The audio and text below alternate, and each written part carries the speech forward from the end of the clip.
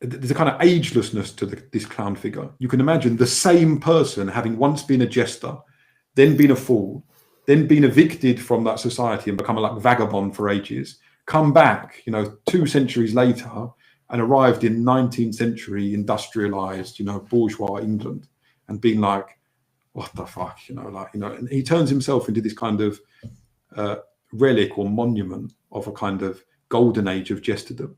And I think the way in which he's a relic is the fact that, his face smiles, but he doesn't smile.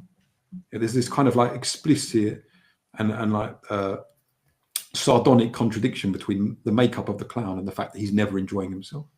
So he memorializes a time when people laughed, but he himself expresses the fact that that time is not now or something. Anyway, like just to tie this back in, it just reminded me that, there is something big going on here. And there is this cleanup operation that occurs roughly about the time of enclosure, intensifies with the Enlightenment, and then becomes like radically exacerbated around the time of industrialization, does involve a massive kind of massacre of weirdos, people who live in the interstices, like kind of like people who now seem so strange to us. It's almost like they belong to a slightly different species, Whereas once upon a time, there was this idea of if a culture is strong, it can tolerate these weirdos.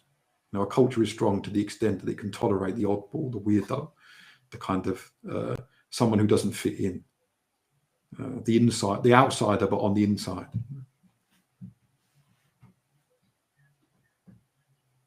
Yeah.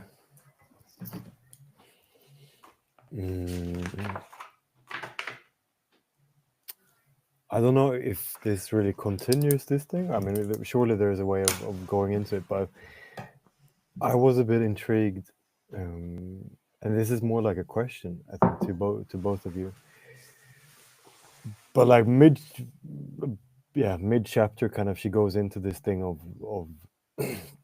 of form contrasted by the surrounding non-form, right? And then she goes on to say, to go into kind of a kind of definition of then witchcraft, I think, or not witchcraft, but she says, so our inventory of powers must proceed by classifying all kinds of personal intervention in the fortunes of others. And then she says something which I just wanted to see what you think about.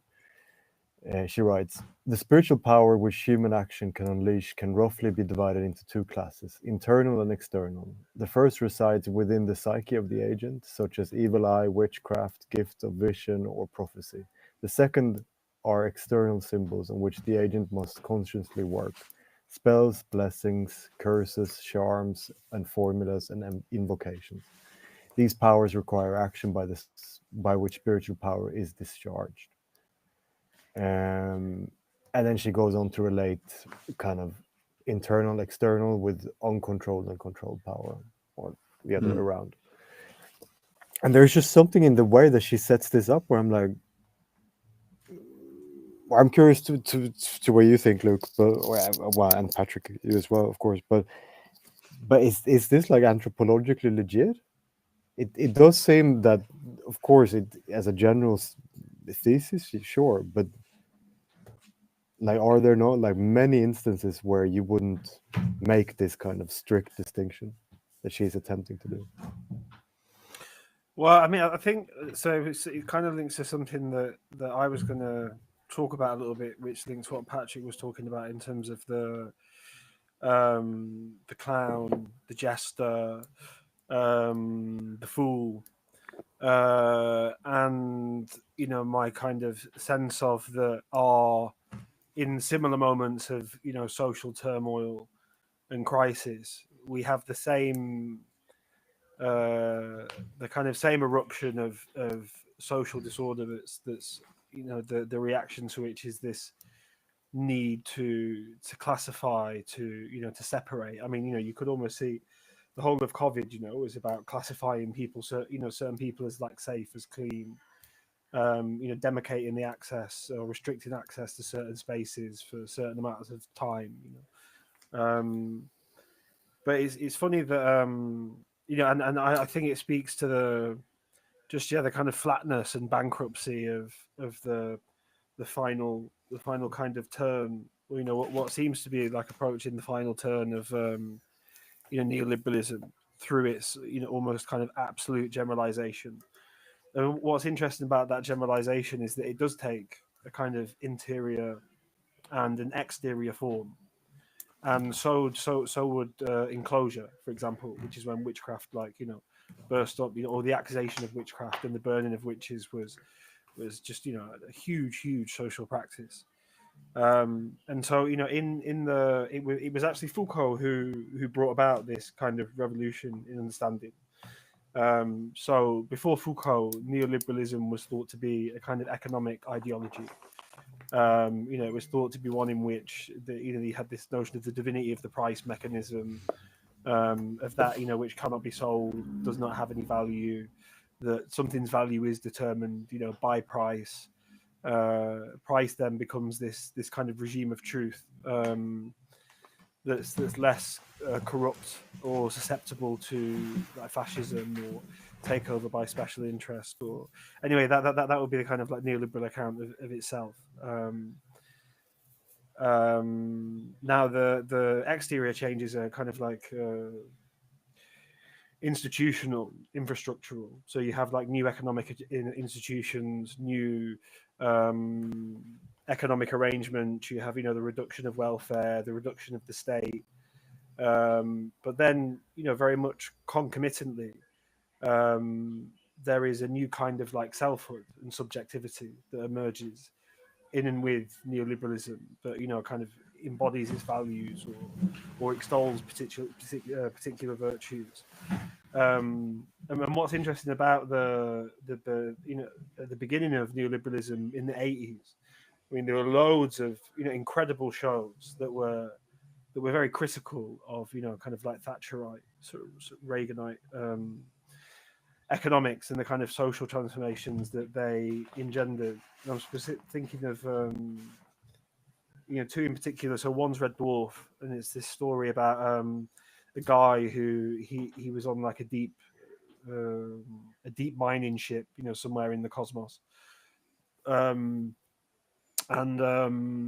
that he basically, there's a radiation leak and he gets stored in stasis until the radiation has gone to a background level, by which point humanity has become extinct as a species and he's the only man left alive.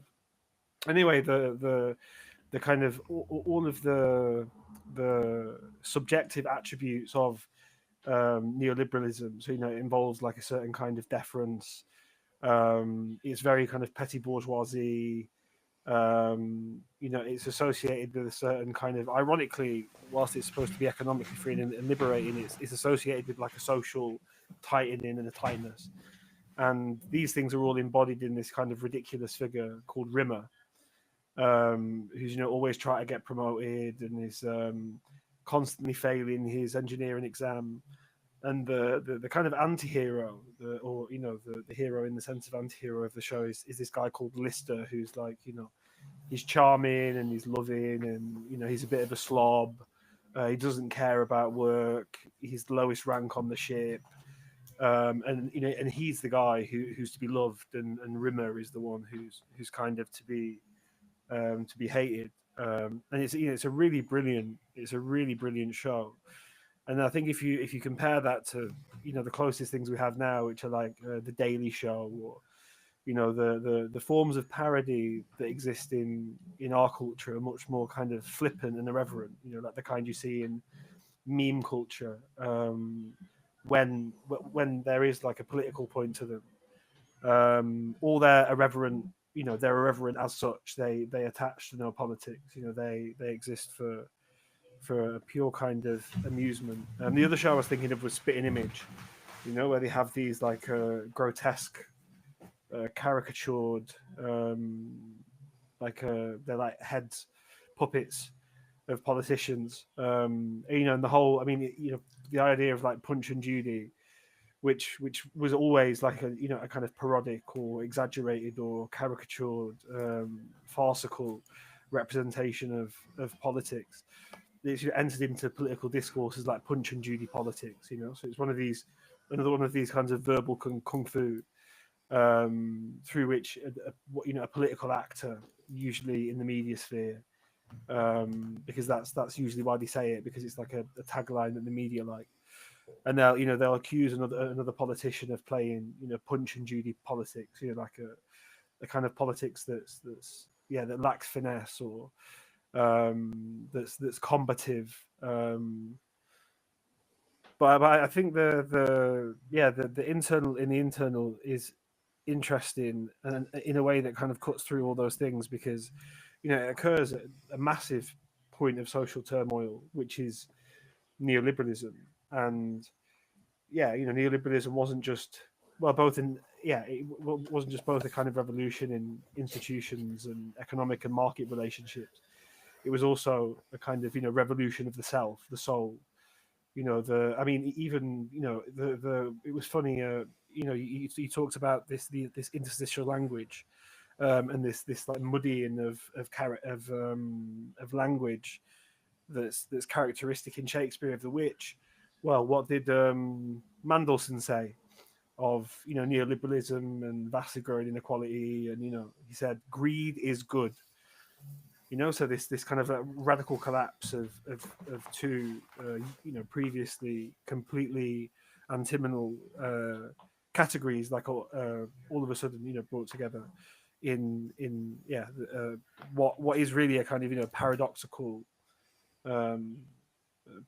statement, in as much as it's an exaltation of sin that previously would be taboo in the political sphere. It would be taboo to extol or celebrate or valorize greed. I just thought that those shows were interesting as cultural artifacts, again, in a particular kind of social turmoil, and through parody and caricature in spitting image, or through a kind of direct, like the pathos is supposed to lie with the anti-hero, with Lister, with the slob, with the person who he just wants a kind of simple rural life. His dream is to have a farm on Fiji because the land's cheap, apparently, and he's like saving up all his pay to do so. And then versus this punctilious kind of stuck up his own arse bureaucrat called Rimmer. I mean, the very name Rimmer, like to rim is to lick someone's arsehole. The arse. Yeah. And so his name is Rimmer. He's a brilliant, fantastic character. But I think it really shows. It's also like plausibly the name of some kind of like toilet cleaning product. Yeah, I can imagine that. Yeah, I mean, there's something antiseptic sound to it. There's an episode that kind of riffs on this, where they potentially they're going to meet some women, and he doesn't want his name to be Rimmer, and he's like, the way you say Rimmer seems like it rhymes with scum. Which, again, is to bring up this notion of like dirt or contagion. That he at certain moments like self-identifies himself as this kind of contagious. Well, I mean, again, it speaks to this thing that I was saying about the OOBAT, right? Dirt becomes this versatile, unstable, kind of stochastic phenomenon that isn't just there to like clean up borders. It can be used to invert them, to challenge them, to kind of like provoke them, or to transfigure them. I just thought those two things are interesting, because they talk to this division of like interior and exterior, and I think also to the present moment, where we just our culture's become so flat, our language so hollowed out, the kind of roles that one can play in society. I mean, it's quite sad to see the lack of eccentricity, of oddballs, of characters. People are becoming more and more alike, the more and more that they emphasize their individuality. Yeah. Well, I thought, as you were saying there, just about this connection then between this kind of like, on the one hand, like the neoliberal agenda embodies what we've been calling hypochondria for ages now, but hypochondria experience not just at the level of like anxiety about dirt and stains and muck in its more traditional sense, but also in that symbolic, like sense of anything that within the social order is the equivalent of like muck, something unidentifiable, some kind of like stain or weirdness that you want to evaporate. Right?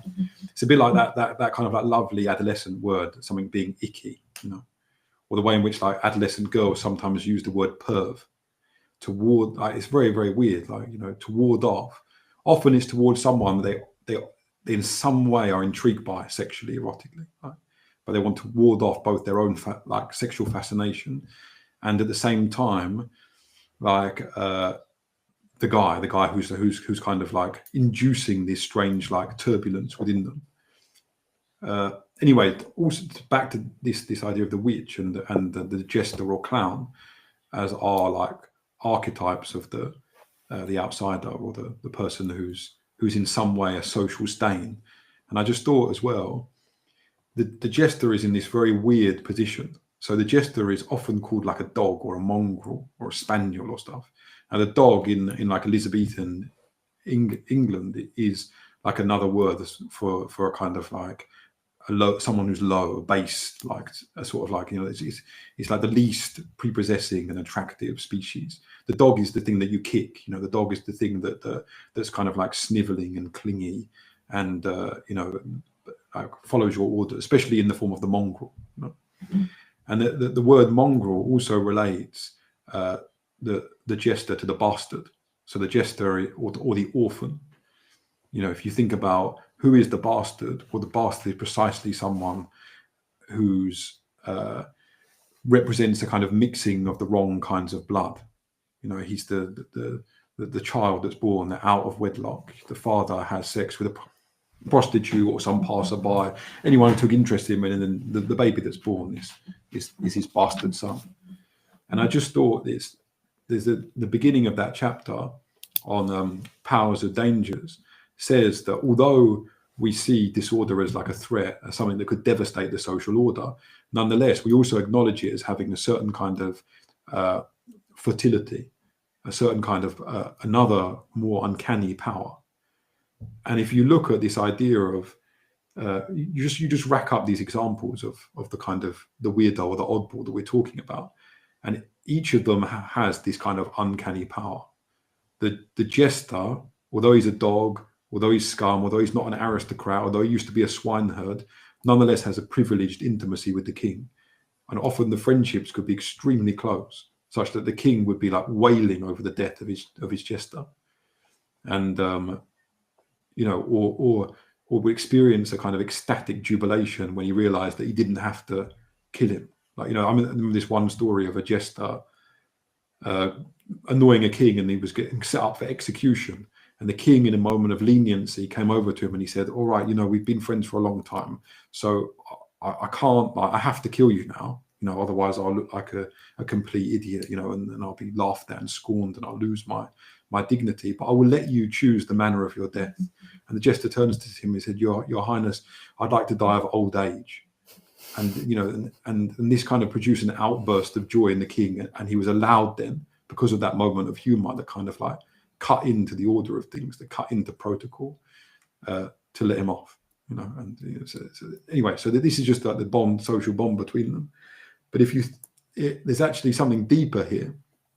The jester actually kind of transfigures like if you think about, he speaks wisdom, but always in the form of nonsense, gobbledygook, gibberish, kids' nursery rhymes, doggerel, something. So a form of speech that's usually laughed at and scorned is transfigured into a form of speech that actually has splendor, you know, resonance and power.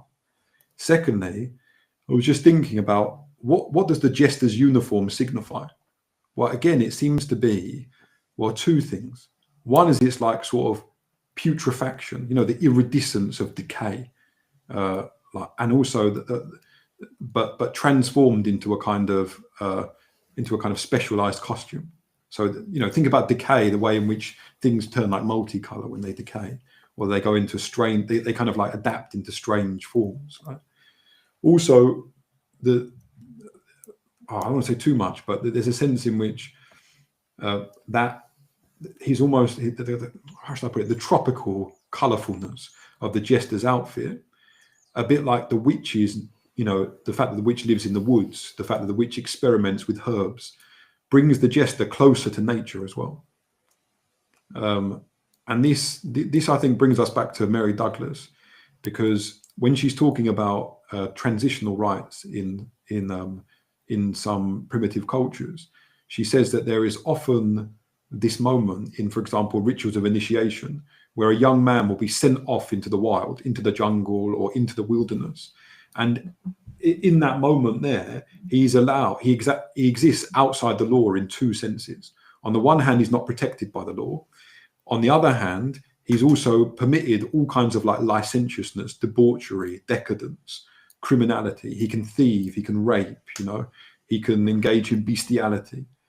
Then, and in this process, he absorbs kind of like the powers of nature into himself. That thing which, you know, society has excluded in establishing itself as society, which civilization kind of in some way had to separate itself from when it became civilization. Nonetheless, in these primitive cultures, the need to keep open the door to nature is like respected and honored in the form of these rituals. So the guy will come back with a kind of like with nature's ferocity. The guy will come back with nature's profligacy, kind of almost absorbed into him, digested and metabolized. And the way that she puts this, she says that this then bifurcates into two simultaneous reactions to the young man who's returned from his stint in the wilderness. On the one hand, extreme caution, because he carries within himself the dangerous powers of nature, nature's power to, like, you know, to rip apart the flesh, nature's power to induce disease, nature's ruthlessness. On the other hand, an extraordinary kind of reverence and even worship, because he, in this harvest of all form, he also has absorbed nature's riches, its replenishment, its kind of its nourishment. And all right, fine. So we got the version of that in primitive culture, but we've also got this idea of, you know, another version of that in the witch and in the jester and in the bastard, in a culture which is like much closer to us historically. And the thing about, just to riff on the bastard just 1 second, there's that joke about, you know, the heroes of all novels are orphans. There's something that the orphan can do that someone who's born into a family can't do. So in a weird sense, to become heroes, we have to turn into orphans. You know, you have to kind of like cut your ties with your family. You have to become other with respect to your family. So in each of these figures that resembles precisely that figure whom everybody got to be in tribal cultures through those processes of initiation and transitional states, you know, that were ritualized. We used to have these interstitial figures that embodied within themselves this uncanny power, both to be the lowest of the low and the highest of the high, to have to embody like all the bad characteristics of humanity, like the trickster gods, but at the same time to be endowed with the strange, uncanny, demonic powers, almost like resembling that of gods. And maybe our society is kind of poor in those kinds of rituals, both poor in rituals for retrieving people who are in this kind of outsider state, and poor in rituals for respecting people who are kind of naturally eccentric, naturally kind of wild, or again, relatively in relationship to our society, almost like a kind of extreme zero tolerance and, you know, allergic attitude towards others. I think it's funny because the you know, precisely one of those rights of contemporary society is this notion of being given the ick, you know. So it's usually used by women.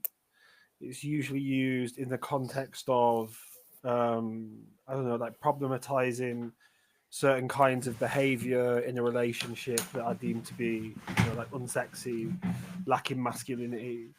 You know, it can take a, you know, an embodied form in the sense that like a certain bodily feature gives someone the ick, and you know, and then that thing is often something that, you know, is kind of matter out of place. It could be a certain kind of behavior, but the behaviors that are generally, you know, chosen to which the label of, you know, the things that give the ick are generally these these behaviors that are kind of like oddball or non-normative, or carry with them some sense of disgust. But what's kind of interesting about it more broadly is that it kind of moderates a dangerous power, and then it does so in the, especially now in these kind of like affirmative groups. So there's an immediate affirmation, validation, and reciprocity when a woman kind of complains of something about a man who gave her the ick. Now the fact that it exists generally in like a a sexual context, and in the form of like either problematization or refusal, is because, well, sexuality for a woman is a kind of dangerous power, in as much as it exerts a force upon men who might then desire them or look at them in a certain kind of way, or it might transform or transfigure the behavior of a male, whether or not they're attracted to them, and whether or not it's a transformational transfiguration in a way that they find pleasing. And so, I mean, yeah, you could almost do like I was reading about this artist from the 20th century called Linda Rosenkrantz today, and how she taped these like conversations between artists and intellectuals in the New York scene of like the 60s and the 70s. And I think these kind of very, very ritualized female spaces, there would be like a fascinating place to kind of be a fly on the wall, or have these forms of talk transcribed, to see all the kind of like complex matrices of affirmation, validation, because of course this notion of someone giving me the ick has emerged at a time of the overdetermination of feminine sexual power, almost to the point of like, I don't know, like it's 0 degree of banality. I mean, yeah, I see like the most recent trend is the completely see-through dress, with no underwear. Or there was the dress that the Kanye West's new wife, whatever she's called, was wearing, that just looked like, well, that was kind of see-through, just completely see-through, as if she was wearing nothing.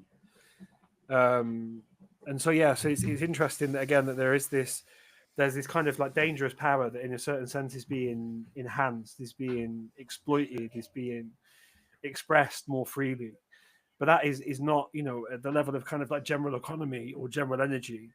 Well, that isn't without consequence, because it is a power. Like certain forms of dress are, whether it's socially determined or not, they are arousing. Every woman knows the difference between wearing a top that goes like this, and then wearing a top that goes like this, and wearing a bra that goes like this. It's precisely because it exerts or excites like sexual energy within males. But then the danger comes is because, well, it excites sexual energy at a general level, and then it's the excitation of masculine attention that is unwanted. And these kind of like circles of validation, and I'd be really interested to kind of transcribe a bunch of them and just listen, where a woman goes and talks about, because there are these attendant figures, it's like someone who gives you the ick is like a creep, or a perv, or they become these kind of like disgusting characters to be vilified, to be shamed, to be if it takes place within a community that has enough cohesion and closeness to enact like primary mechanisms of social control, it can also result in various forms of banishment, or exclusion. Oh, that guy's a creep. We don't want to invite him for dinner. Oh no, he's a real perv. We don't want him to invite. We don't want to invite him to our party. And those behaviors again are always those that are very pro-sexual, and so invoke precisely this contemporary feminine dilemma, in which they've unleashed this dangerous power, and that's resulted in like a general at the level of general economy and excitation of energy. And that's why there's this whole kind of subgenre in YouTube of kind of videos, and there's loads of research on it as well that talks about this crisis of loneliness and isolation in young males. Now, a big part of that is material and physical isolation. The life of the screen, and as relationships become more mediated and through technology, they become kind of like flatter and emptier and more hollowed out in real life. But yeah. Sorry, I just found those things interesting. You got something to say, Jakob? No, no, really. I feel like I'm anxious. Like, I want to hear like what's going on inside your head. I don't know. I think you're making me angry. I don't know. I feel like you're this kind of like outsider on the inside now. This matter out of place. I need to integrate you. I need to like initiate you. Yeah, you want to eat me? There you go, exactly. Yeah. Cannibalism is the pure form of hospitality. Yeah. That Baudrillard says that or something. I don't know if I have anything of like but I'm just intrigued by her. By I guess this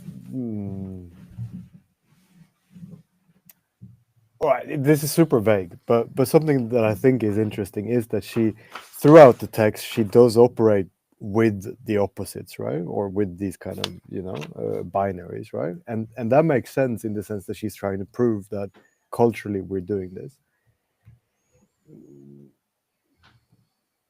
I don't know. I mean, it becomes a lot about, I think, her opening up, like wanting it or not. It seems like to a reader, I think it's as if she's kind of, or no, maybe it's just her study, but it seems to indicate like, okay, so should we, as we've talked about in many other cases, like, and you've now been talking a lot about the gesture and these things, like, so when the tolerance for ambiguity and for people who embody ambiguity and for ambiguity that arises in relations or in social situations or whatever, so that when the tolerance shrinks for this, a lot of problems come, or it follows with a lot of problems. And then I don't know, a part of me is like, well, okay, sure, I'm also kind of drawn to think, okay, but yes, I'm very much on board with that kind of thinking, but there is also a level where, at least in kind of psychoanalytic terms, ambiguity turns into kind of full unbinding, or like into death, right? The best, the grandest of ambiguity, or.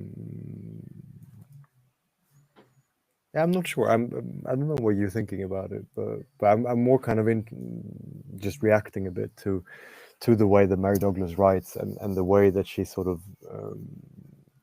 then, to me at least, in the little I feel I've read, she ends up kind of I don't know, promoting ambiguity, not promoting ambiguity, but you know what I mean? I mean, preferring it to these binary categories. I suppose very, very simply, like you could just say that, okay, ambiguity produces anguish, fine. And if you allow yourself to be sort of devastated by that anguish, of course you will unravel, and as you put, unbind to the point of death or some sort of like, catatonic state. But nonetheless, she's not recommending a just sort of a kind of surrender to ambiguity, but rather saying that they are, in primitive cultures, they've been kind of controlled in some way by ritual. Okay. So we've accepted that there is this, whatever it is, the wilderness. Okay. And the wilderness embodies ambiguous qualities, both of beneficence by giving us stuff that we don't have in society, empowering us. And I don't know, like just think about the way in which you go and live in the jungle for a while and your sensory organs just radically change, even by going into a kind of one of the old forests. Like you become attentive to what's going on around you, and there's a kind of variety of different smells and sounds and so on. And this could function as a kind of sharpening of sensibility, a kind of a growth in psychic alertness or whatever it is. So you come back to the town again, changed, revitalized in this way. But at the same time, you also carry back to the town a certain kind of savagery that we don't know if we can receive or not. So what she's saying is, how do we deal with that then? Well, we have these certain ritual moments where it's accepted that you go into the wilderness, and when you come back, you're received in a particular way. And I don't know. There are, like, you talk about psychoanalysis. Well, let's talk about dream states and sleep. Now, our society is full of rituals surrounding sleep. Think about kids. Like, some parents have like elaborate rituals with their kids. I've got everyone has a kind of baroque like ritual and ornate ritual with their kids. Mine's not particularly sort of like brilliant or beautiful, but it does involve simple things like reading stories. Okay, and most of those stories take the kid through some encounter with an extreme form of danger. Like the abyss incarnate in the form of a wolf, or a dragon or a monster. Now that has a massive resemblance to, I can't remember the community she was talking about, but do you remember there was a passage earlier on in the book where she's talking about how during difficult births, there's often a kind of shamanic character who intervenes, and there's all this stuff about the unborn child. The unborn child is like neither alive nor dead. The unborn child is neither a human nor not a human. So he's kind of like this interstitial character, par excellence, And so there's a lot of anxiety that surrounds the unborn child. Like in certain cultures, he's mythologized as having the power to sort of like increase the illness of the people that are already ill, Or if you take him too close to grain, the quantity of grain will drop because he has a kind of animal voracity. He has a kind of like insatiable appetite, that symbolizes his, he's sort of like is unbridled or sort of like state close to savagery, his primal state. Anyway, so when there's this difficulty with birthing, and of course this could result in the death of the mother, it's a kind of it's a situation that's surrounded by all different types of anxiety. The shaman intervenes, and he basically tries to like fit the singularity of birth, the kind of the anomaly of birth, into the prevailing mythology of that culture. So he'll imagine himself being this kind of crusading knight and going into the uterus and fighting off the forces of darkness, and he'll kind of like, whip up a spontaneous Homeric epic with him as the kind of Odysseus or Achilles going into the womb, going into the uterus, going beyond the frontier of the vagina and fighting off the forces of black magic, of darkness, whatever kind of like witch-like characters it is that are trying to keep the baby for themselves. And in and through, mapping the singularity onto a culture and mythology with which the woman is already familiar, this functions as a kind of lubricant that brings about the delivery, that finally ushers in the moment of birth. And I think like we have something similar with in our way of dealing with kids' terror of the oblivion of sleep. Okay, we're going to sit you down, we're going to have a story, you get to be really close to me, maybe you have your nightlight on, I would deliberately make lots of noise, when I'm in the kitchen, so that that you're in this kind of warm atmosphere that's kind of like a second womb, your bedroom. And beforehand, what I'm going to do is I'm going to poetically and mythically confront all the forces of darkness one by one and show how goodness prevails. The little piggy at the end defeats the wolf. The knight slays the dragon, whatever it is.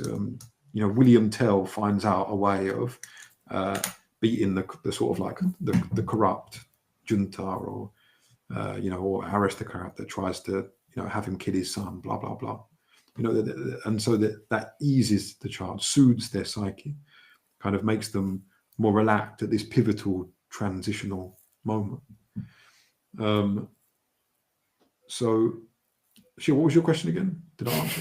Yeah, I don't know. No. He was talking about ambiguity, and I think you were you're riffing on that and kind of the role of ambiguity. And I've actually got like quite a few things to say that I think quite a few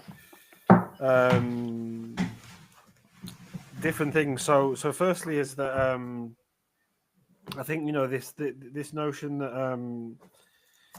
that the tolerance for ambiguity lessens and that results in turmoil, strife, problems. That's certainly the case. But then there's also something preceding that, which is that the reason for the lessening of the tolerance is precisely because of a kind of turmoil or strife that precedes it. So the end of most, historically speaking, the end of in the kind of period of decadence that characterizes the collapse of civilizations, generally gender, as it has come into kind of like fluidity and reclassification in ours, so gender, the kind of strict binary between man and woman begins to collapse, and then there are of course kind of consequences to that collapse. So and these are ways in which certain kind of ambiguities are resolved, or certain dangers are warded off. So if you think of the strife or turmoil that is characteristic of our society, well, it's characteristic of a society in which the kind of engine or glue that kept it together, which was these notions of social mobility, of hard work resulting in a good life, in so many domains, whether or not it's housing, education, employment. Things are really difficult right now, and the distribution of resources is uneven to a huge extreme in which people increasingly struggle to live. Just they work full time, they follow all the rules, they park in spaces at the right times, they send their kids to school, they're reticent about calling the doctor for being a bother. They're kind of good, honest working people, as it would be in the political discourse. Life for them becomes becomes in a way intolerable. And then you can almost see this whole kind of like I don't know, that red pill kind of brosphere, manosphere thing on the internet now. Well, it's about the overdetermination precisely of the opposition between male and female, but then manifests itself both in a kind of overdetermination and like a kaleidoscopic breaking out. So female sexuality becomes aggrandized at this point because, well, it's a useful resource. It's like like a bargaining tool in the hunt for what? Well, when I don't know, that there are millions and millions of these videos of women who speak about like what they want in a man. I mean, it's mainly American, but the crisis is felt kind of most strongly there. But the stats on the number of people under 30 who haven't had a girlfriend or boyfriend or have never had a sexual relationship are just completely insane. So you can imagine you have all of these young men, and then sex is kind of like everywhere. You go to the shops and there are a lot of women who wear just very casually, like very provocative clothing, or you go to the gym and there's the girl, like doing her squats to like perfect her arse, or you go to the nightclub, or you can look at porn, or you watch TV. There's constant titillation, constant excitation, a kind of constant expansion of this sexual energy, which has become a kind of weapon in the game. So if you think the time when these transformations begin to happen, like I said, in this kind of in our society, the final turn of neoliberalism. Well, that's when you had songs like by Gwen Guthrie, ain't nothing going on but the rent. You better have a J-O-B if you're going to be with me. No romance without finance. And then there's the kind of like beautiful irony of what are now taken to be, kind of like feminist anthems by like Destiny's Child and TLC, like scrubs, I don't want no scrubs. Scrub is a guy that can't get no love from me. And again, there's the invocation of like a scrub. Well, I mean, it's quite a rich word, right? Because it means to scrub, but then like scrub oneself up means like, and again, it relates to social normativities, So scrub oneself up is to kind of like dress up. You know, it isn't merely to be washed. It's also to be washed in a kind of, you know, in a socially acceptable way. And so, but what I find interesting about this kind of like particular kind of, so you have the overdetermination of both masculinity and femininity. So you have like the trad wife movement, for example, and then you have the men who like really work on their physique. They're entrepreneurs. You know, they're making money. They're providers. They're physically attractive. Like this thing that often goes around again with that irony among certainly like women in these kind of online fora is like, oh, they want 666, right? So it's like a guy who he's got a 6-pack, 6 figures, and he's 6 foot tall. So it's this kind of like hyper emphasis of a reduced overdetermination of masculinity, a particular form of masculinity that comes about in a particular state of like kind of social turmoil or strife or crisis, as like necessary for survival. And then we have at the same time the overdetermination of woman, as a kind of sexual being. One of my major criticisms of like sex positive feminism was always, well, what about feminism for the mingers? Like all of this stuff seems to be directing essentially, like erecting a kind of like wall of taboo in and around sexuality and sexual engagement, and therefore sexual attractiveness. And then, well, I guess you can see how in precisely that kind of pincer movement or like dual movement of overdetermination of the male and the female, well, that means that a lot more people, they fall outside of what constitutes male and female. And so, well, of course, then you're going to get this like cascade effect of gender kind of collapsing in all sorts of different ways. Which is curious to think, actually, because I read this great article. I can never remember the guy who wrote it.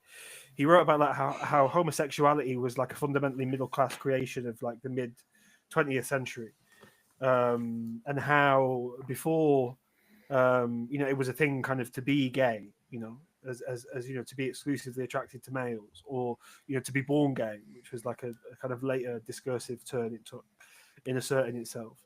There were all sorts of different sexual identities that men who had sexual relationships with other men could have, which you now see resurfaced in Grindr, but at a level of glib materialism where you have like bears and otters and tops and subs and bottoms and doms and but yeah, so there's this kind of like cascading like both breakdown, but at the same time reassertion. And what's that reassertion to do? Well, by stating like a trans woman is a woman, it's rendering their ambiguity back into the kind of domain of order in and through the mechanisms of taboo, shame, exile, banishment, which is kind of quite interesting. But yeah, I think again, it's kind of funny how the way in which these things enter in our society is very much in this kind of combative, very fascistic way, involving these mechanisms like vilification, shame, exile, banishment, character assassination, disavowal, rather than taking the form as they did in the 80s, much more so. And and as Patrick demonstrated, they did in Shakespeare, but also like many kind of like plays of that particular period of social turmoil, where they take caricaturesque forms or exaggerated forms or parodic forms, forms related to comedy in various ways, in and through these figures like the clown, like the jester, like the fool.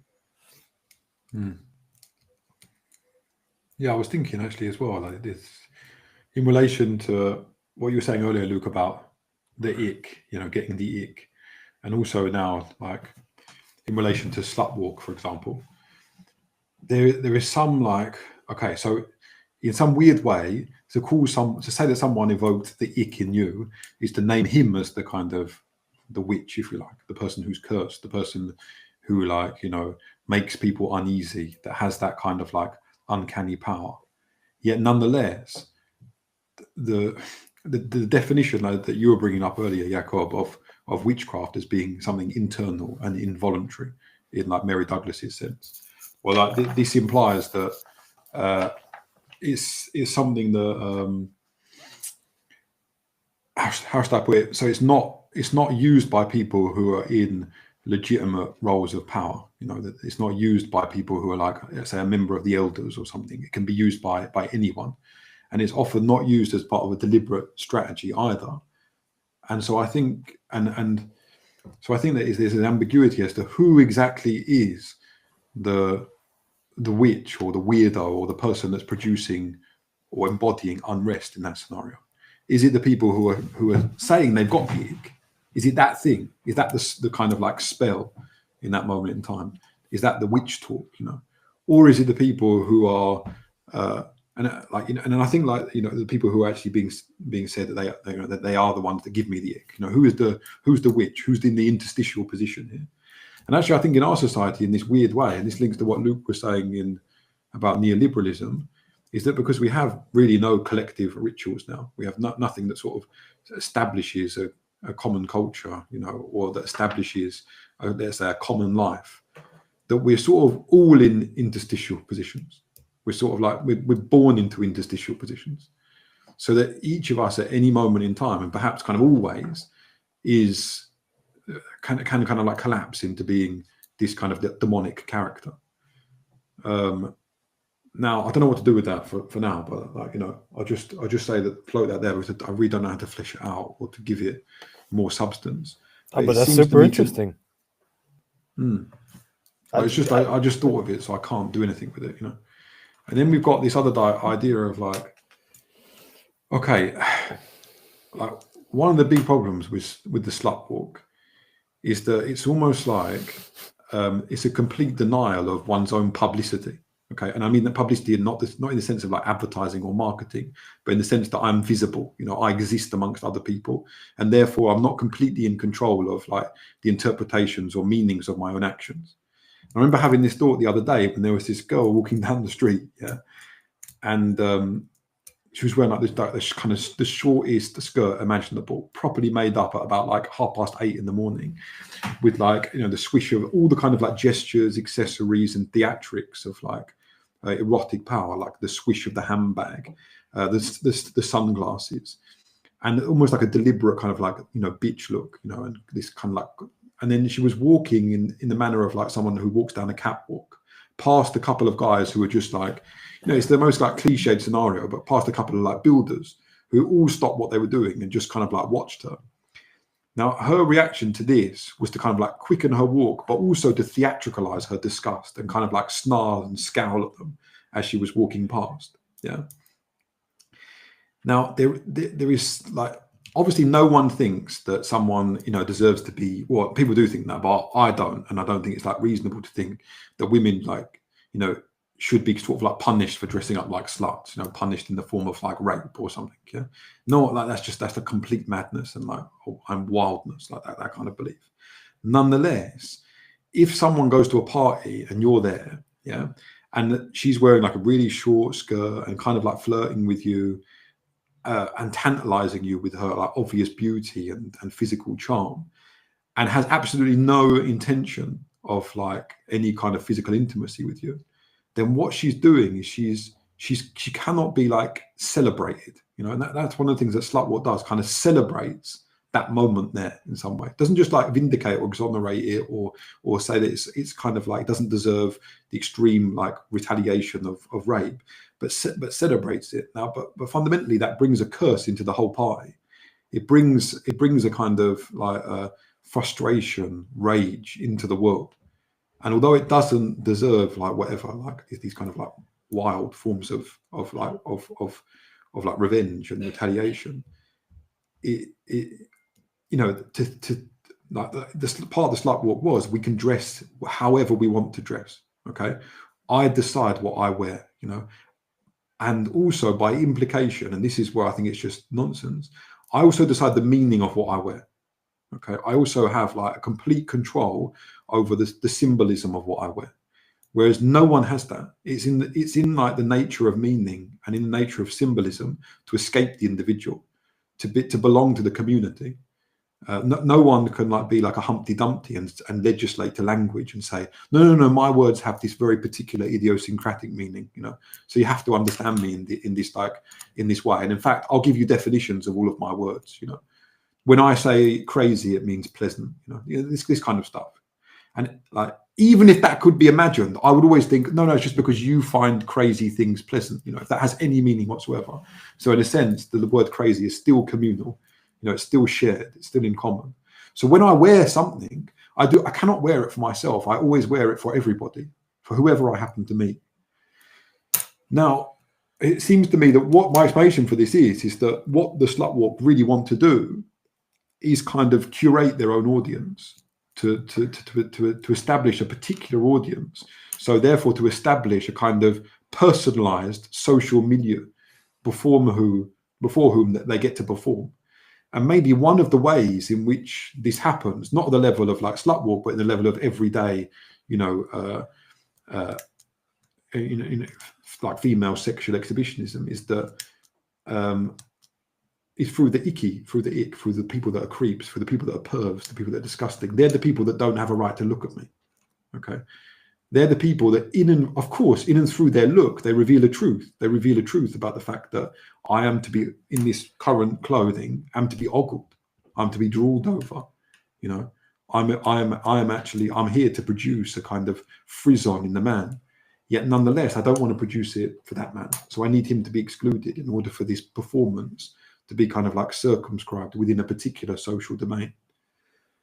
And that's why I think you start running into all these like weird paradoxes, because just as we're each in an interstitial position, it's almost like we're each also lord of our own like tailor-made personalized societies, in which we endow ourselves with this ability to be able to banish and exclude and to serve out forms of like symbolic violence, which produces kind of like, I don't know what to say now, but like produces a kind of really weird form of confusion in modern social life, as if everyone has radically different readings of what everybody else is doing constantly.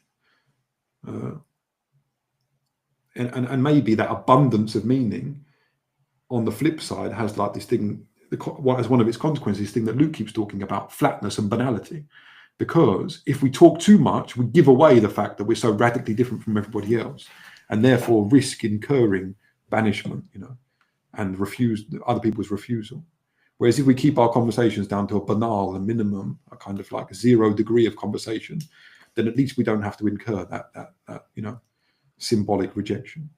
And you know, there's a kind of lot in that. You know, take what you will. Yeah, no, I was gonna kind of say, I think this is why you know, Bataille's kind of notion of energy and sexual energy specifically as something that can and very empirically is excited and that needs to be expressed. You know, it needs a point of fulmination.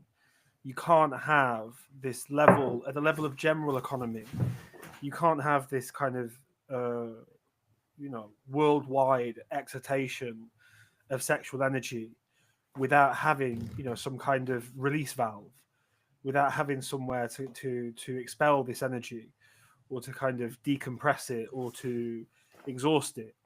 And I think it's at the level of general economy where, you know, you get out of that particular banality where, you know, when people talk about the over-sexualization of feminine dress, you know, it often comes up in the context of cases of sexual assault or rape, you know, for example, which is, well, as much emblematic of the tendency to the superlative in our society as everyone else, because, you know, the girl walking past the builders, you know, exaggerating her sexuality, enhancing her sexual power at an individual level, enhancing the kind of level of sexual excitation in a locale. You know, her refusal of that takes a form of kind of like almost ironic kind of like, you know, re-exaggeration. You know, like the moves become more performative. But then, you know, at the level of it, it's not about, you know, the level of a particular individual or It's that if you think that if you have that general excitation of sexual energy in a society, it's going to manifest itself within certain individuals, and that manifestation can take things like the incel movement, for example. It can take, like the red pill movement, the kind of brosphere, the live the single life, don't be with women, they they're corrupt, they're evil, they're so it can have this kind of effect. But then it can also result, and I would argue it can result in individual instances of sexual violence. But those those individual instances, they don't concern the woman and the man usually, or the man and the man, or the woman and the woman, or whatever. But rather it's a kind of it's like a point of fulmination. It's the points where the clouds have gathered, the storm is brewing, and lightning, it has to strike, it has to dispel this energy. And I think what's interesting about that is that there was I was staying in India when it was the rape kind of crisis.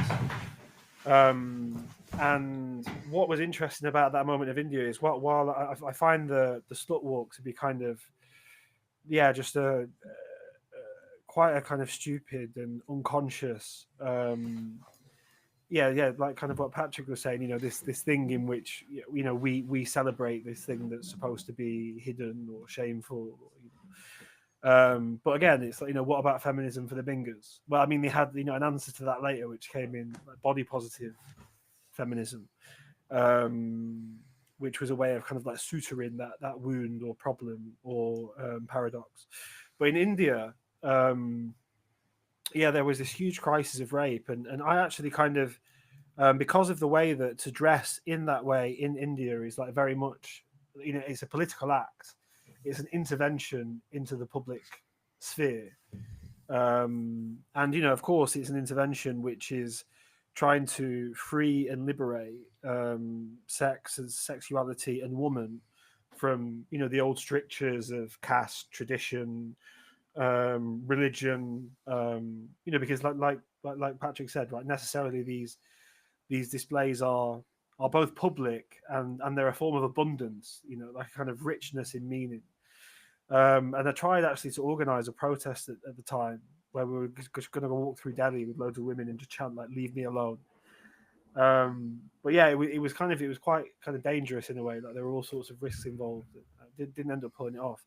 But what was interesting about the time is that this kind of, if you think this general level of like sexual excitation in which sex is already constrained like to a point of bursting, and where all of a sudden these kind of like young beautiful Indian women adopt Western modes of dress, Western styles of living, and that involves very kind of, and especially for India, the juxtaposition between traditional dress, which is kind of sexual and sexually provocative in certain ways. If you think of like a sari, it's like a very beautiful and kind of like erotic garment in a certain sense, like the way that it shows like the belly button and the the kind of like inward curve of the middle of the body and the breasts. But what was interesting was it was precisely at this moment of kind of excitation of sexual energy of these women who are beginning to adopt Western demeanors, who are beginning to adopt Western styles of life, Western values, who are starting to eat beef, to do things that were sacrilege to Hindus, to eat beef, to drink alcohol, to, so it was a very kind of like, symbolic, performative intervention into the political sphere that marked a radical change in transformation. Well, the result of that was this kind of rape crisis. And again, I think that's why the position of general economy is a useful one, because it's not, that girl who dressed in, a Western fashion and was sexually provocative, well, it was kind of her fault. Well, no, it's not about that at all. But it's about that the rape was used precisely as a kind of, as a weapon of war, as a reassertion of the old boundaries.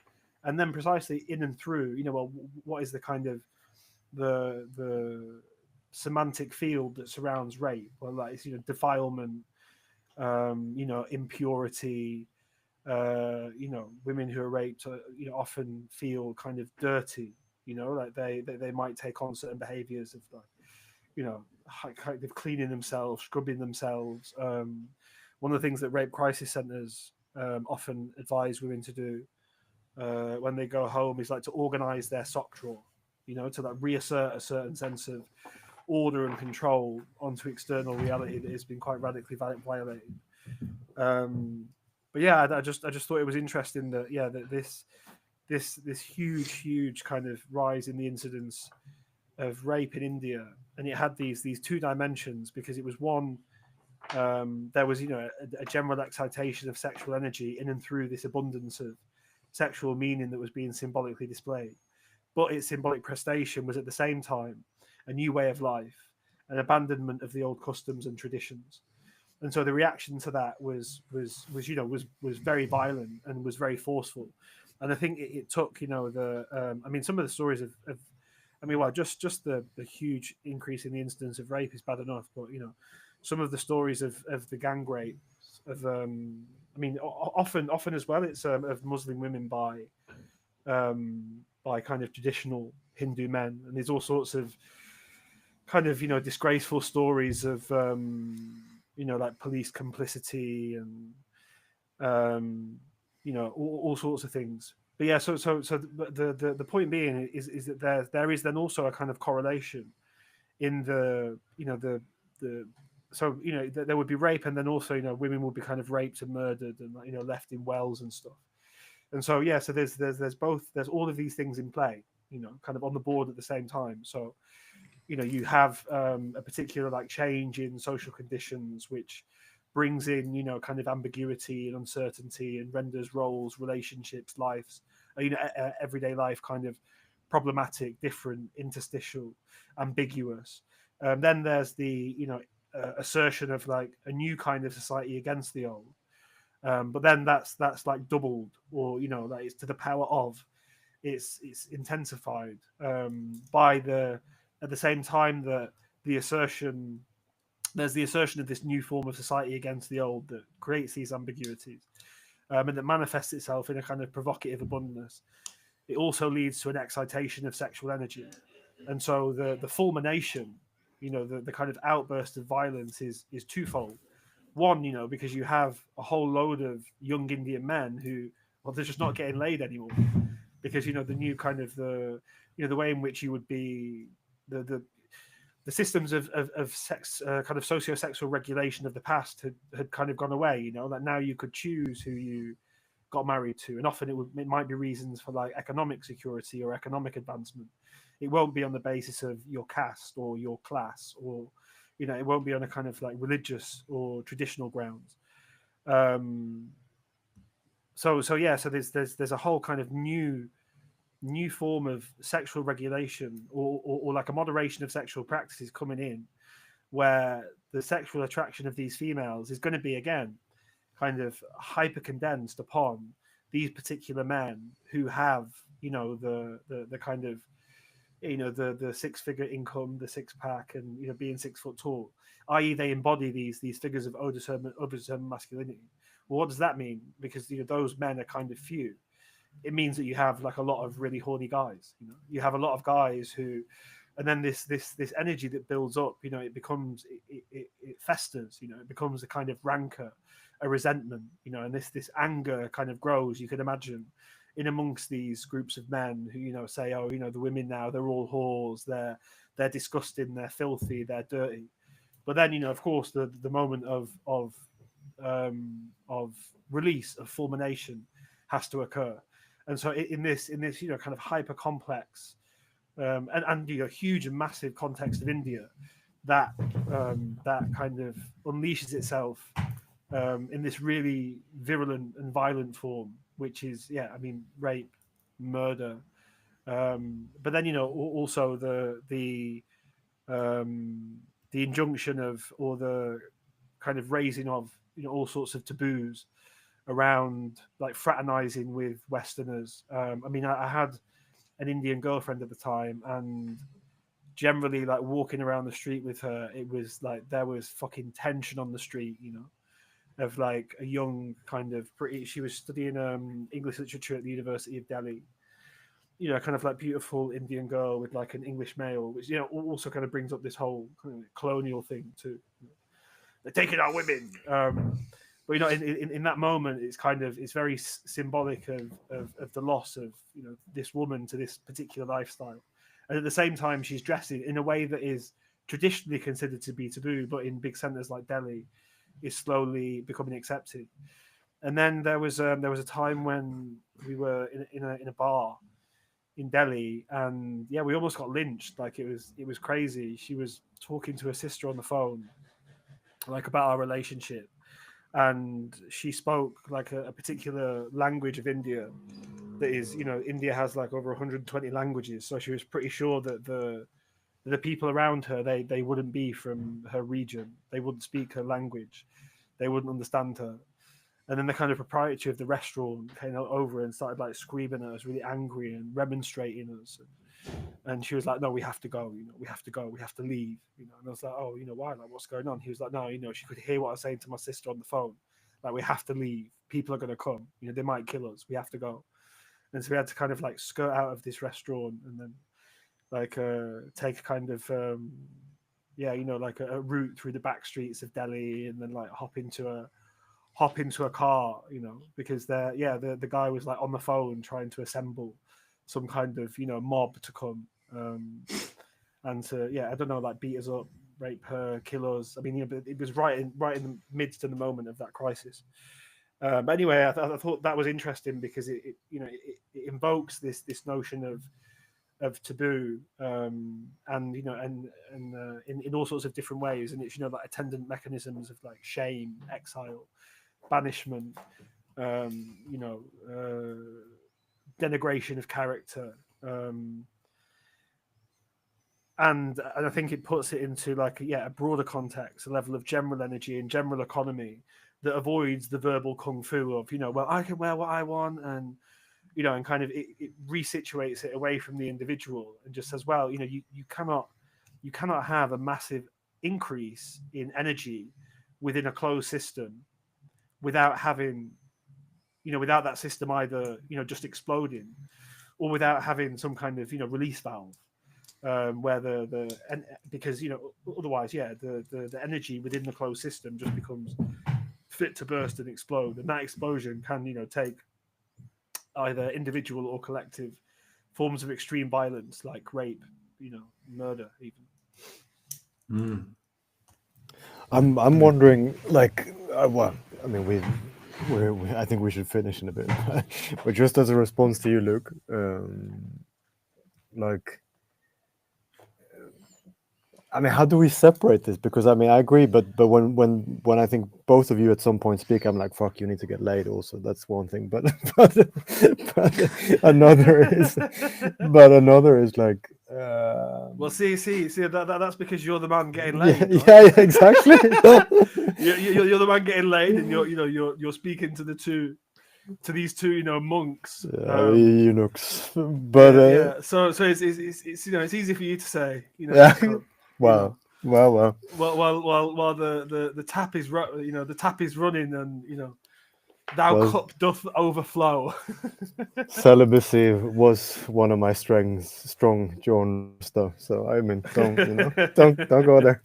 But no, but I'm thinking like, okay, what are we talking about here? Because it does sound like we're giving a lot of space to like, okay, the sexual objectification of women and by women seems to take like this massive space, right? But of course, there's this thing of, but are people gonna get more laid if we tone this down in the middle of a period where people basically have stopped talking to each other and where social ties are very weak and relations as such are, not as strong or not as continuous or not as regular as they used to be. So I'm just thinking about, I mean, I hear you, but on the other hand, there's just something about it that does sound like, I mean, it feels to me that there are other kind of stronger powers at work, apart from the kind of pure sexual objectification kind of Well, it's the kind of it's the socioeconomic determination of sexuality, right? So in a kind of like base materialist and functional sense, sex is a kind of like good of exchange that's constitutive of like access to a particular kind of resource. And so again, there is something bigger going on, but that's the the kind of like socioeconomic turmoil in which we live, in which fewer and fewer people are able to meet the kind of the higher and higher and higher expectations of another group of people. So specifically, there are very few men who have six figures, a six pack, and 6 feet tall.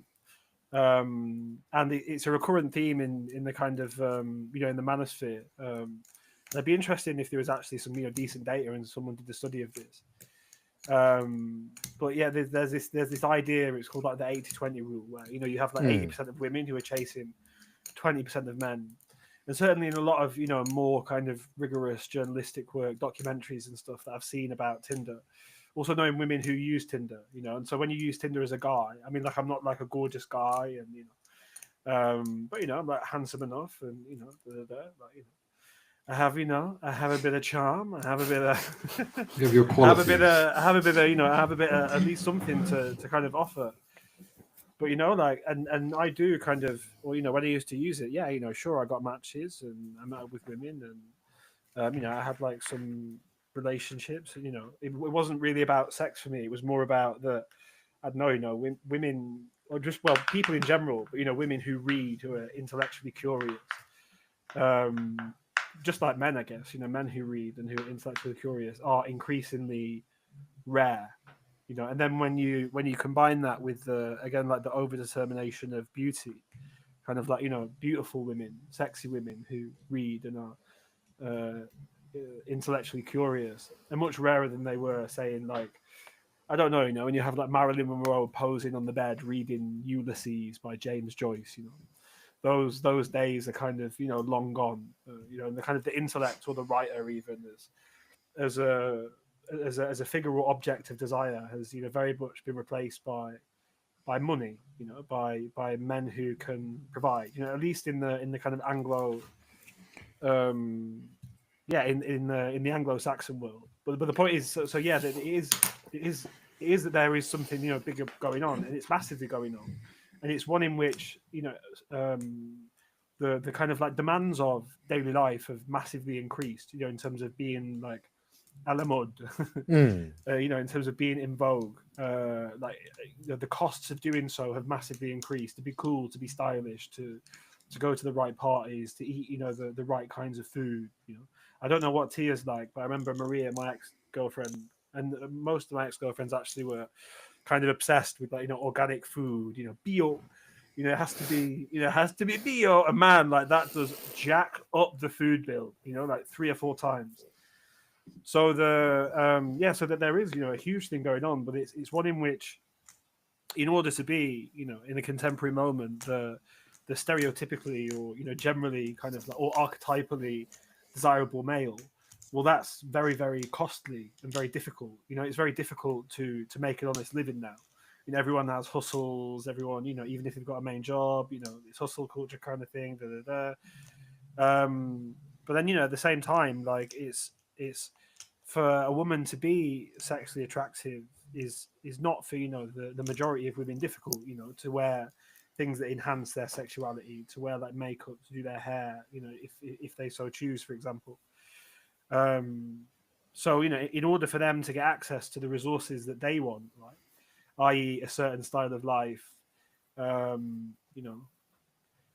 guy who pays my bills, he pays my automobiles.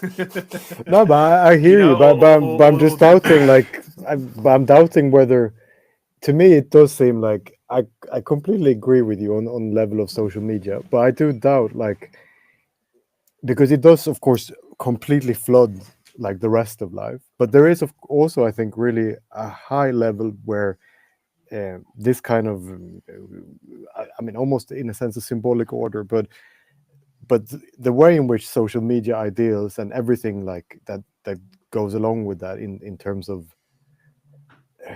the spectacular communication of it, the ways, like the images that reproduce themselves of sexual objectification, or how to objectify yourself. Oh, okay, more of this, the 6 figures there, blah blah blah, the lips like that, whatever.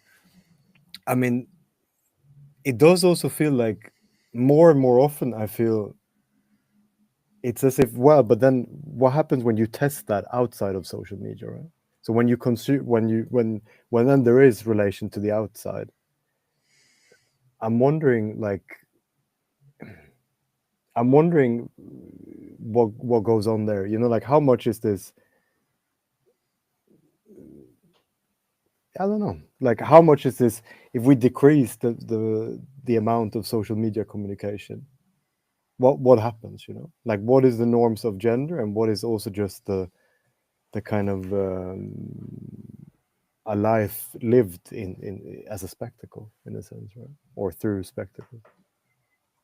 I think it's interesting though, because you're kind of making this this point, right, from Denmark, from a country in which you have like a much lower level of social inequality, and in which one's sexual desirability as object has precisely, because the society is like more stable, and once you're a part of it, the welfare system and the kind of nature of support is stronger, and and the kind of like bonds that bind people together in groups are much stronger, and wealth isn't kind of valorized, and and want isn't generalized, and greed has not become like a value or a virtue. So I think I mean, I'm not saying that Copenhagen gets away with this. Like the last trend, it was quite enjoyable to when you were riding on the bike, but it was where the girls they'd wear like Levi jeans pulled up to their right to their waist, and they would tie them kind of really tightly, so that the jeans were like like almost like a second skin to their arse, like right into the crack. As they kind of like cycled in front of you, be like, oh, fair play. It's a nice butt. So I'm not saying it escapes this, but if you think that in the countries where these things are kind of like most prevalent or most problematic, like India, obviously being like a very extreme example, a very kind of extreme moment of the forceful transformation of culture. But also all of this stuff about like being given the ick. Yes, it does get into Copenhagen in a funny way that I'll tell you about in a moment. It does get into Scandinavia, but it's nowhere near as prevalent or as extreme. Neither the kind of overdetermination, because like the gap is smaller and the conditions for life are more easily attainable. And like life, but don't reduce my view to just Denmark, man. I mean, I also see other things, but I'm just also doubting, because it does seem that I agree with it, but I'm also interested in, okay, but how come we speak, like from the perspective of only the men here? Because I'm interested, like what is the experience of the other way around, right? Let's open it up, because I mean I see the argument, but it seems so obvious that I'm like, yeah, but Jakob, come on, mate. I'm going to totally reduce you to a Scandinavian and say, be the Viking. Bring some women in the club so we can so we can get the other perspective, the lived experience perspective. Yeah, no, I know what you're saying though, Jakob. I think there are two different things you're saying. One is like, to what extent does that, like, the ethics and logic of social media kind of like hijack and colonize everyday life? So, for example, maybe we're just like momentarily hypnotized, and women have these kind of like mad standards when they talk on, podcasts and say what their ideal man looks like, and like, obviously influencers are already obliged to kind of like rack up views and extreme views, opinions, and this kind of like slapstick vitalism, that women express in and through being like kind of like how should I put it, like kind of ruthless with men. That's the sort of thing that people want to go and look at because it's kind of entertaining. So, but like, you know, when you're in a bar, isn't there also a room for other qualities to kind of like shine and flourish? You know, if you're looking at a group of boys and someone shows himself as charismatic, kind of raconteur, storyteller, the funny man, you know, can't he appeal to some kind of women? You know, isn't he expressing some kind of you know, some attractive quality that will kind of like seduce them and bring them over? You know, that's one of the things that you seem to be saying. Yeah, like there's this like overestimation of what happens on social media. You know, in this form of analytics. Of course, like Luke's example comes from outside social media, but whatever. I understand what you're saying. The other thing is, you know, about like what's it like on the other side for the women, like, you know, well, there are, I suppose, the women are also suffering from a sort of anxiety. Like, what does that 666 thing really even mean? For me, it's like a terror, and especially the kind of terror in insecurity. Like, in a really, I don't know, like this sounds kind of like really brutally like basic, but there's something like, well, if he's 666, then at least he'll look good on my kind of Facebook account, you know? And there's this sense in which, just as in like bureaucracies, the document becomes more powerful than like, let's say, the reality that's documented by the document. So, for example, your mark in an exam is much more powerful, like a piece of social capital, and a much more powerful piece of like, you know, symbolic weaponry than your performances in class, you know, and the kind of creativity that you expressed in and through the essay, where you got this certain mark, you know, but, you know, didn't get a high mark because you didn't mention, I don't know, context or something in your essay. You forgot to mention that. You know? Like, it's just in that sense as well. There may be, okay, I laugh at the funny guy and so on, but fundamentally, we're getting to this stage, almost like this tipping point, where what's more real, like the thing that I did, the conversation I had earlier with my dad, or like, you know, my CV or something, you know, which one is really me? Now, of course, we want to say the conversation earlier with my dad, you know, that's really me. But the thing that's out there in the world, that's kind of like, how should I put it? Like this, almost like the DNA of our future, the thing that's going to allow us to muscle our way into a different social media, or to jostle for a place in like a high-ranking job or something like that. That's the CV. That's the document, the dossier.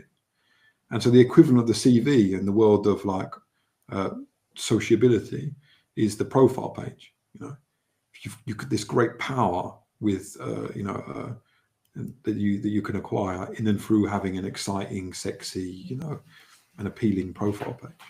And I've seen that kind of like I'll give you a kind of vaudeville version of this. Like, I remember when I was just walking around Paris one time, I saw this girl, and I was just, for a split second, I thought, oh, she must be like in a musical or something, because she's done, her makeup is done up to such a ridiculous extent that she looks like a kind of like clown out here in, you know, in the real world, you know. But, you know, in the theatre or whatever, musicals, you have to have this makeup so you can kind of communicate emotion over the vast distances of the auditorium.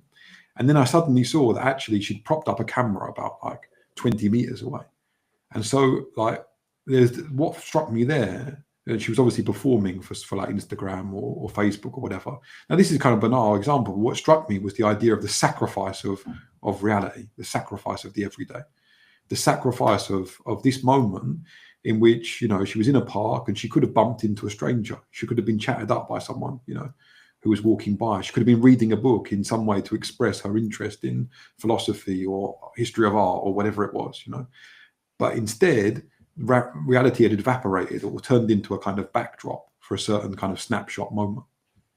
Now, I don't know. There does seem to be something significant in this. Like, even when I was younger, like, there were girls that would go out and they didn't care about the night out. For me, a night out was a moment of like collective ecstasy and adventure, you know, that was supposed to, you know, a place where accidents may happen, that accidents may save you from the monotony of routine, you know, that somehow you do something so stupid that it would change the little cosmos in which you lived. You know, you'd wake up tomorrow in a new world. That was what I lived for. But there were some people that came out that dissolved the night out into a series of photo opportunities, you know. And already this was part of like my discourse about like, you know, how can you How can you give up this the most valuable thing in favor of the dossier, the document, the photograph, the record? I think it's interesting. I don't know, to drag it back to my kind of like grand structuralism for a second, but then to link it to specific behaviors in Copenhagen that are quite fucking mental when you really think about them, or when you really think about it, is that these kinds of like forms of intimacy or moments of excitement, like or say for example through the demonstration of charisma, like kind of getting up on the table and making a proclamation, or like displays of kind of exuberance, splendor, wastefulness in the bar. Well, these are exactly the things now that would invoke the ick, that would invoke these labels of the creep or the perv, So, this guy came and he was like trying to tell me the story. God, he was like such a creep, he was such a perv. I remember saying to Maria, my ex, when I was in Denmark and kind of all this thing was happening, I was like, it's like he's a creep, he's a perv, unless he's cute, which is kind of like and that's why it's a dangerous power that then requires these kind of networks of affirmation, validation, neutralization, where their sense of, oh, this man who my kind of participation in like a certain moment, or like almost like a social genre, in which advances are supposed to be made, sexuality is, press stated. People go out on the pull, right? You go to a pub like looking to find like a sexual partner, and then there's this invocation of, oh no, that guy's a creep, that guy's a perv. But what's he doing fundamentally? Well, he's kind of bringing into play like non-economic, non-archetypal factors, things that don't necessarily result in the kind of things that they want from a man as like symbolically prestated in a particular context. And a really funny example of this, and it's fucking nuts, it's called the coven. So the coven is like where witches gather. And it's a Facebook group in Copenhagen. I learned this from a friend of mine who's a pretty radical feminist. She kind of let me in onto this secret. And this group's huge. Like, I don't know if it's still going or how many people are in it, but there were like 5,000-6,000 women in this group. And then basically when they like meet guys, sleep with them or whatever, they like post reviews of the guy. It's very dystopian and also quite sinister and kind of like malevolent in a way. But yeah, so if you're like on Tinder, you could be on there, Jakob. And you few times. You match with a guy, they'll like leave like some comments, like a little review of you, in terms of maybe like your attractiveness, your sexual performance, your charm, the where you went on the day, this kind of like TripAdvisor for men, which is quite nuts.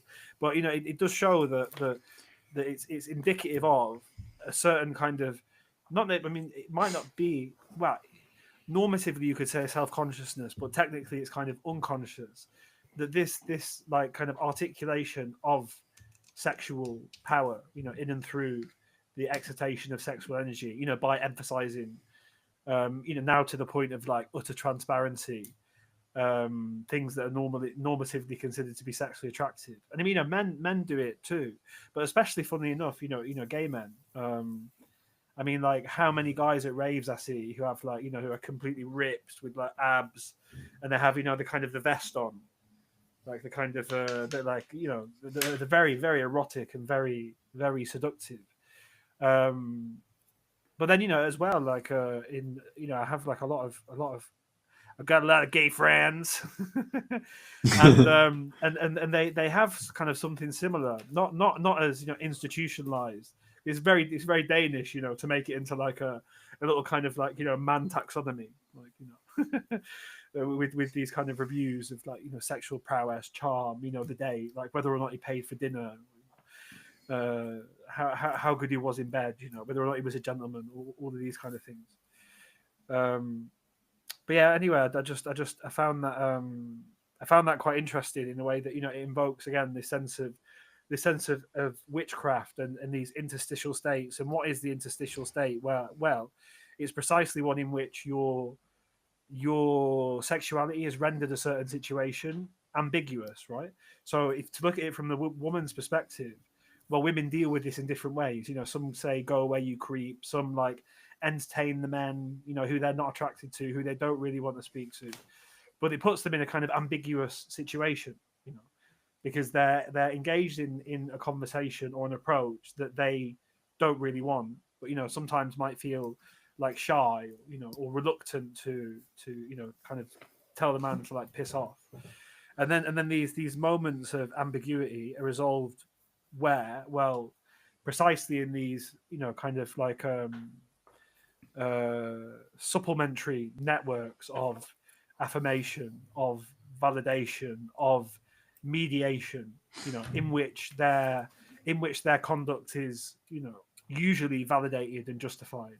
In fact, you know, another implication of the taboo is in these spaces, it's almost taboo to, you know, to do anything other than to affirm the woman's sense that he was a creep. And you know, and with the taboo, kind of like comes the, you know, the corresponding duty, you know. So it's the duty of the other people. So I mean, I can speak to it from being part of small communities where, you know, there will be this, you know, I will be part of this network where women will come and, you know, they will talk about a guy who behaved in like a kind of creepy way. And to even from, you know, a perspective of like reasonableness and like thoughtfulness and sensibility to say, well, hey, you know, like actually, yeah, he didn't really do anything that wrong. And, you know, yeah, maybe like he was a bit, you know, pushy there, but, you know, it's not like, you know, it doesn't have to be this huge deal where, you know, he's kind of like banished and banned from parties and labeled as a perv, a creep, a weirdo, you know. And when you bring these things up, it becomes obvious that you've committed a kind of, you know, grave taboo. You know, the only legitimate position from which one can be a subject in that conversation is one of affirmation and validation of the woman's account of, you know, this particular person. And then there's a kind of mediation and adjudication of the gravity, and then a corresponding level of you know, kind of like mechanisms of social control, be they through, you know, the appellation of a term like perv that then, you know, goes around and has very kind of negative effects on the person within that community, or be they to the point of like refusion, exile, banishment, which you know, definitely happens like in the coven. You know, there are guys that are like, yeah, they are, you know, like kind of, I don't know, it's almost like a, oh god, what are those things called where you have a rogue, it's like a rogues gallery, you know, like don't sleep with this guy, you know, he's toxic, he's a creep, he's a perv, he's like, he's this, he's that, you know. There's almost like a kind of rogues gallery of like photos of the guys from their Tinder, like, you know, do not sleep with this person, you know, they're gross, they're foul, they're disgusting, etc. Yeah, I don't know. I mean, like, obviously, like, it reiterates many of the things we said already. I'm just trying to think if there's any kind of like justification from the other side, that there is this kind of like, you know, a necessarily territorial relationship to one's body when you're a woman, because no matter how much like society has changed and there have been like fluctuations in, you know, the extent to which women's sexual promiscuity has been like celebrated and rhapsodized over, nonetheless, like, just to be crude about it, the man is still like this. He still has the legacy of the conqueror behind him. So the more women he sleeps with, the better higher his status, the more like fabulous he seems. And the woman is always in danger of being kind of like stained or like you know, again, having herself excluded by being too easy, by being too much of a, you know, a lightweight when it comes to, you know, allowing men to sort of like, you know, seduce her, push her around, blah blah blah.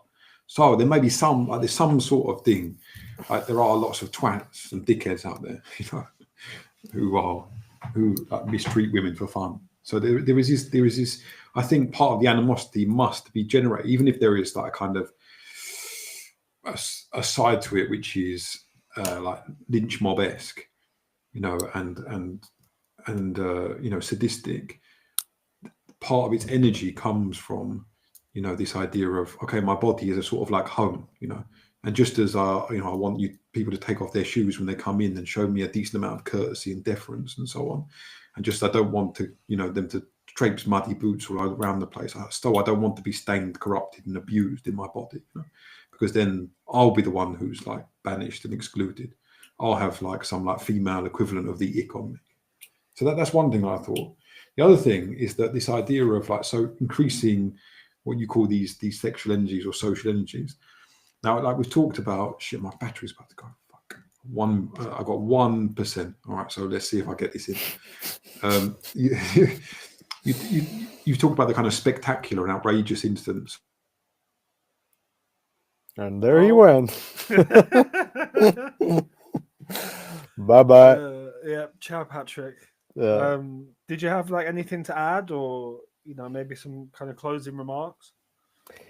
I mean, maybe one thing I'm thinking of is that, you know, I mean, the idea that both men and women, in a sense, in this kind of fucking hyper communicated and world of just, you know, statements and proclamations and everything, you know. I mean, how do we handle the fact that most people sexually have no idea really what they desire, right? So all these like, oh, I want the 6 figures, oh, I want the woman who is a trad wife, oh, blah blah blah blah blah blah, you know, all these things. I mean, to me, it just there is a kind of tension to me between the simulacra of it all, you know, of the kind of the mess, like this, in a sense, social media, and then the individual psyche. Like, okay, but what, you know, presented with this person that you never would have met had you not been in that shop on that day or whatever, you know. I'm just thinking about that a bit to kind of nuance this discussion, because I think this discussion also or like this way of thinking also rests on the fact that people know what they want. Also, I don't know the truth about this Coven group or whatever, you know. I don't know the mechanics of that. I haven't seen it, but I think it's also a perfect example to relate this, right? Of yeah, okay, but he was a bit pervy, but oh, I also like that shit, you know, or like whatever. Like there's so many doubles here, right? And I think there is an element of the mediation of our lives that you know, I mean, it's very banal, but that it does stamp out all the ambiguity in a sense, or a lot of the ambiguity, but in a sense also everything becomes fucking ambiguous because it's so flat that you don't know what the fuck's going on, right? Yeah, well, I mean, it's funny to talk about the, you know, the objective desire as fundamentally in some sense like mysterious, enshrouded. You know, this is like parodied, of course, in the Smith song, you know, please, please, please let me get what I want. You know, the point is that, well, you know, do we ever really know what we want? But I think, you know, definitely a certain kind of like hyper deterministic structuration has taken place in the past, you know, 20 or 30 years. And that kind of that structuration is very, very strong. You know, I've certainly noticed it, you know, myself. And in fact, I was talking to you know, to an academic the other night, and we were talking about another academic, a really famous one. It turns out we went to the same college, Oxford, and we both know this woman. And she was just talking about how, you know, how when she was at you know, college, again, what now is like completely, you know, haram, taboo, which is to, you know, to sleep with your professors or your tutors. I mean, they used to call Bertrand Russell, the philosopher, Dirty Bertie, you know, because of his he was famed for his extracurricular excursions with his students. And yeah, and she was talking about how it kind of, in her period there, she was at Oxford for like 7 or 8 years. You know, she did her undergraduate, a master's, I think, and her thesis there. And yeah, and then we were reflecting back on you know, the 70s, where, you know, the intellectual kind of had like a rock and roll star status, even though, you know, materially, you know, the intellectual is never wealthy. It's probably, you know, I can't think of something more foreign to the vast mass of intellectuals than a six-pack. You know? Or maybe, you know, today they're kind of like, you know, hyper Definitely now, like you neoliberalized. get loads of them probably. Yeah, they're kind of like hyper neoliberal, you know, like optimized lecturer who, you know, gets up at 6 and, you know, hits the weights and drinks athletic greens, you know. But again, he is the kind of like archetypal desirable man, whereas, you know, previously it would be, you know, the oddball, the kind of like charming, charismatic professor. And of course there is this, you know, relationship of power, and, you know, all of this stuff going on. But the fact that as a kind of figure, you know, so it's about like changing archetypes of desire, right? So and it does like correspond socially. So it isn't to say like I knew, you know, women who were sleeping with their tutors or lecturers and were kind of, you know, wore it like a badge of honor. They would kind of, you know, boast kind of wistfully, you know, about the you know, having sex on, you know, some 16th century desk in Christchurch, you know, of the of their tutor, but they were like quite rare. And there's almost been, you know, like a graph like this, if you think it from the 60s and the 70s to today, where, you know, the practice has become taboo. You know, like it can completely ruin your career to have any kind of you know, sexual relationship with a student, even though, you know, even though they are 18, they are adults. You know, they are completely able to consent. And then, you know, people would say about an imbalance of power, but I just point out that, well, you know, relationships are fundamentally constituted by imbalances of power. You know, like my kind of, you know, familial and intellectual attraction to you guys is because you have powers that, you know, that I lack. You have knowledge that I lack. You have skills, aptitudes, understanding, you know, that I lack. And so then I find that, you know, imbalance attractive, but not in a sexual way, but, you know, in, like I said, in a kind of like, you know, in the form of kinship. So, you know, so I think, you know, the point is it's almost like Bataille's analysis of love, you know. So when you read Balzac, love is completely coterminous with the social mores of the time, with economic success, with social prestige. You know, I was just reading Père Goriot, you know, which is all about these daughters and the father who, in order to provide them with the dowry to be with a certain kind of husband, you know, kind of like sacrifices himself. And then, you know, a young kind of like fallen aristocrat, Rastignac, and his kind of maneuvers in the social world to marry a certain kind of woman who would secure him a certain kind of income that he would then be able to secure the livelihoods of his sisters and his wife, his mother, you know, for whom, due to their kind of like lack of economic means, you know, he would have to provide the dowry or some of the dowry in the wedding, or, you know, the finery that's associated with like attracting men. But, you know, as kind of, you know, Bataille puts it, there is always this thing called love that can kind of erupt anywhere, and, you know, there is this kind of sovereign relationship between two individuals that defies, you know, these kind of archetypes of desire, of social expectation, of prestige, of economic security, of, you know, particular kinds of conspicuous consumption. So that always happens, but I do think that in and through, you know, social media, which really has like flattened social relationships a lot, and then also because of the information age and because of its ubiquity, you know, I think that these things really have become, you know, very kind of overdetermined, you know. And me and Patrick talks about it before in the context of, you know, what we call like the circle jerk, right? So like, you know, groups of like artists or writers whose work is shit, and, you know, we're kind of the party poopers who, you know, like turn up and tell them that, and it spoils the party. But yeah, you know, within these kind of circles, you know, there are these very kind of like socio-normative determinants of like legitimacy or validity, right? So you're a writer if you're published in a certain kind of socially legitimate publication, or you're an artist because you exhibit at like, you know, a particular kind of, you know, socially valued gallery, or you participate in a form of art like performance art that again is you know, in some sense like socially legitimate, and that, you know, like symbolizes and extols art. Though even, you know, I mean, performance art, ironically, especially, is the most kind of, I would say, at once like obscure and institutionalized form of art. You know, it's the one that most of the, you know, getting in and through Maria into kind of the club of performance artists in Copenhagen.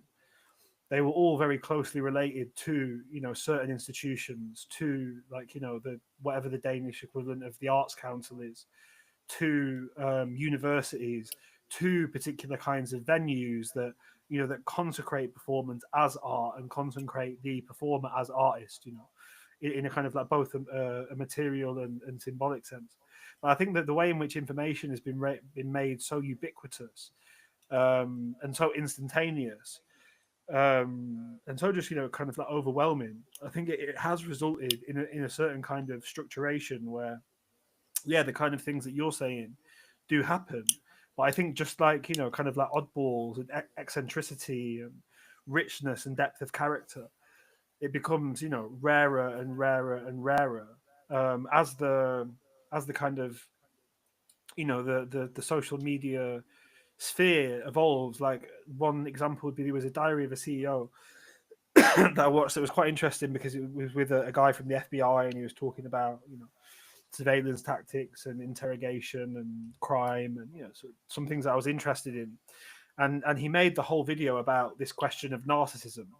So this kind of issue of narcissism has become this like tide or torrent on social media. You know, it's part of like a broader thing that I call like the pathologization of the ordinary, the pathologization of ordinary everyday relationships. You know, like to be in love, it is, you know, at moments a kind of like a psychic violence. You know, like it involves anguish, it involves despair, it involves, you know, it involves insecurity.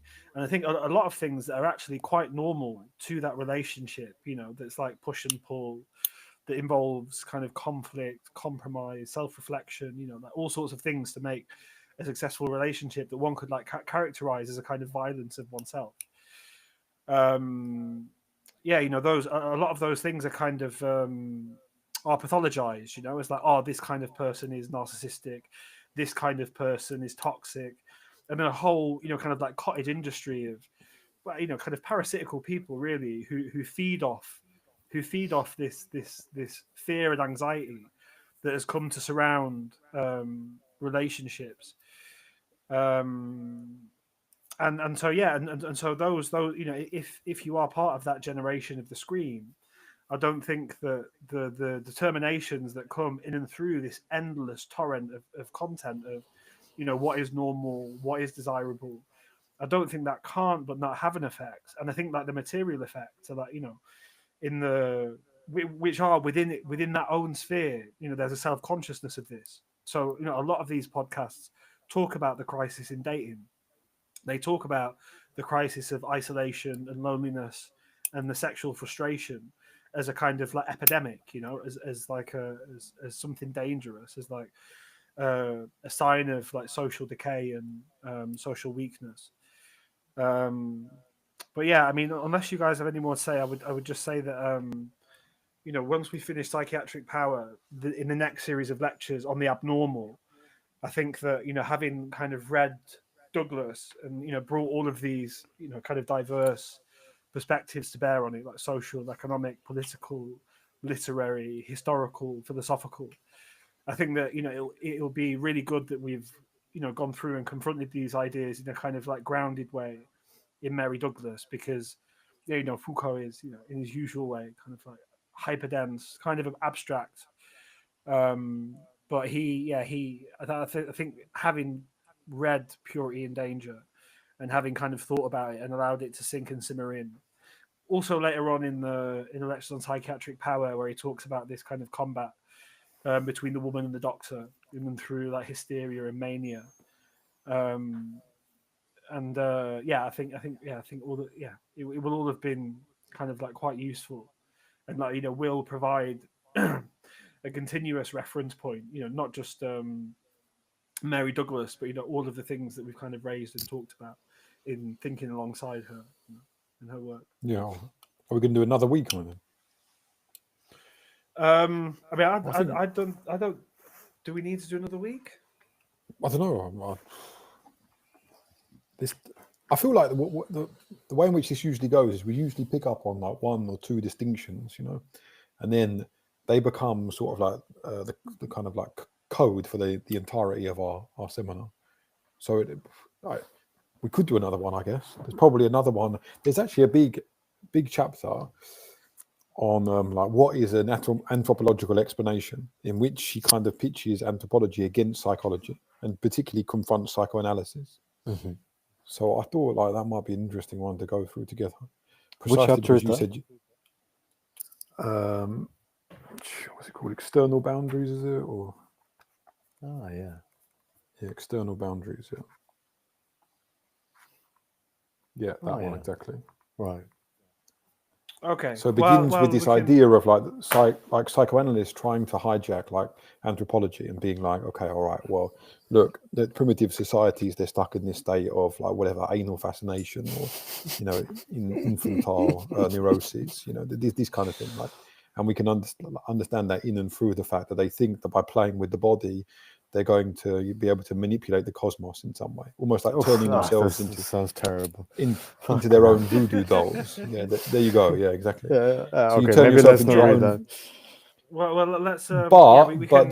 But then she takes that on and is like, okay, all right, like that's the kind of like the psychoanalyst attempting to reduce, the anthropology to his own axioms. But there's this like, what is the psychoanalyst missing? And the thing that he's missing is like the kind of like the unique logos of anthropology. But anyway, that's maybe look, if I think it's relevant in some like future discussion, I can do like a little like interlude on it or something like that. But maybe we should go back to Foucault. Yeah. Well, let's see. I mean, we can talk about it. I might have a little look at that chapter, and also do the Foucault reading and just see, just see whether or not there's any, because we could kind of do, both things at once, maybe. If it's just that one chapter you want to focus on. But yeah, I will stop the recording now, and yeah, until next time.